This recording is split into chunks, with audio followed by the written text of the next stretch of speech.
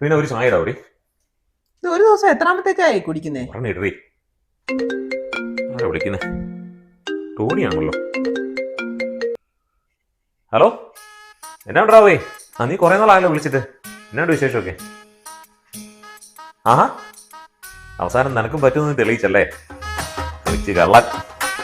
എടാ, അതൊരു വലിയ വിഷയമുള്ള കാര്യമൊന്നുമല്ല. തലവേദനയും ഛർദിലും ആങ്സൈറ്റി ഒക്കെ ഇതിന്റെ ഒരു ഭാഗം. 1-2 ആഴ്ച എന്തായാലും അതുണ്ടാവും.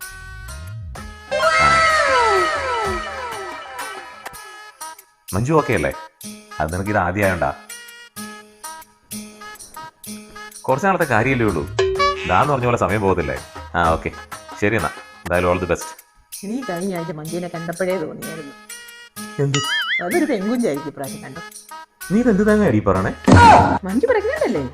ദൈവമേ, ഇടി മഞ്ജു പ്രഗ്നന്റ് അല്ലേ? ഇപ്പൊ നോയമ്പ് നടക്കുകയല്ലേ? അതിന് ഇടി അവൻ 2 ആഴ്ചയായിട്ട് നോയമ്പില്ല. അവന് കണ്ണടിക്കാൻ പറ്റുന്നില്ല. അപ്പൊ അതിൻ്റെതായ ചെറിയൊരു തലവേദനയും ഛർദിലും ആങ്സൈറ്റി ഒക്കെയാ. അപ്പൊ അവനൊരു ചെറിയ ഉപദേശം കൊടുത്താ ഞാൻ. നിങ്ങളുടെ ഒരു അനുഭവം